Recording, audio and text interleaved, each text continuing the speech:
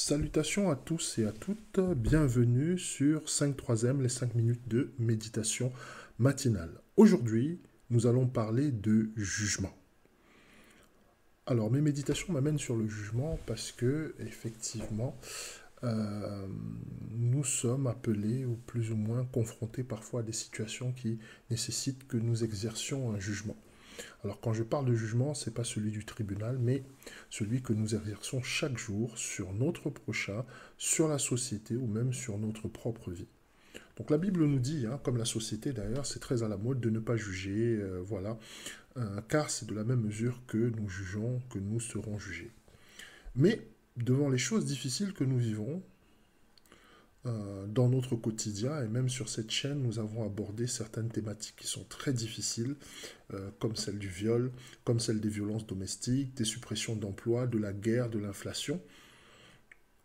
Et la question qui se pose, c'est est-ce que nous devons nous taire et laisser les choses empirer au nom de ce passage qui nous dit de ne pas juger, et même de la société qui commence à mettre de plus en plus de pression sur les gens pour que, entre guillemets, le politiquement correct soit la seule voix qui soit entendue. Donc, est-ce que nous devons nous taire devant les injustices et la souffrance de ce monde? De la souffrance, on en voit partout. On en voit ici, en Europe, on en voit en Afrique, on en voit en Asie. En Amérique, tous les continents sont touchés par cette souffrance. Et la question qui se pose souvent devant cette souffrance, ou parfois devant même des comportements qui sont clairement des comportements limites, qui sont clairement des comportements qui sont difficiles à gérer, est-ce que nous devons nous taire? Souvent, nous avons une personne dans notre entourage qui a des attitudes, des propos ou même encore des actions qui sont totalement déplacées. Est-ce que nous devons nous taire? Est-ce que nous devons, au nom du politiquement correct, au nom de la bienséance, au nom de oui, il faut surtout froisser personne, ne pas dire à cette personne que nous ne sommes pas d'accord avec ce qu'elle fait, ne pas dire à cette personne que nous estimons que son attitude, sa façon de gérer les choses n'est pas en rapport avec nos convictions. Parce que finalement, à force d'être dans le non-jugement, à force d'être dans la peur de juger, eh bien, on va se taire devant les injustices et devant la souffrance. On va se taire devant les choses qui ne vont pas. On va se taire devant les choses pour lesquelles, en fait, on devrait se battre.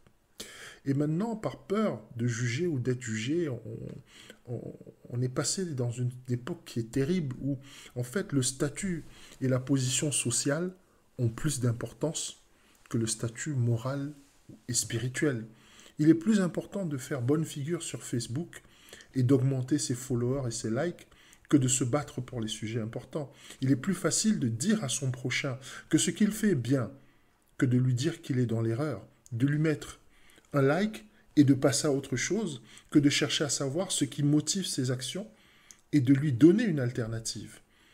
Combien de fois nous avons entendu un proche dire par rapport à ses propres actions, mais les amis, vous saviez que j'étais en train de faire ça, vous saviez que j'étais dans l'erreur. Moi, j'ai pas vu que je causais autant de tort autour de moi, et personne ne m'a jamais dit. Combien de fois nous avons entendu ça? Et pourtant, ces personnes-là auraient bien eu besoin d'un conseil, auraient bien eu besoin de quelqu'un pour leur dire écoute, ce que tu fais là, c'est pas bon du tout, il faut rectifier le tir. Mais ceci dit, avant de te transformer en juge et en observateur, avisé de ton prochain, il faut que tu puisses toi-même te juger avec la même dureté que tu juges ton prochain. Il faut que tu sois toi-même dans la même énergie quand tu te juges toi-même, quand tu juges ta vie, que quand tu juges ton prochain. Sinon, c'est de l'hypocrisie. Sinon, c'est de la duplicité. Lorsque la Bible, en fait, préconise de ne pas juger son prochain, elle parle en réalité de condamnation. Et moi, ce matin, mes méditations m'amènent à te dire, ne sois pas le procureur de ton prochain. Sois plutôt son ami, mais alors un ami véritable qui lui dit la vérité. Je te souhaite une bonne journée.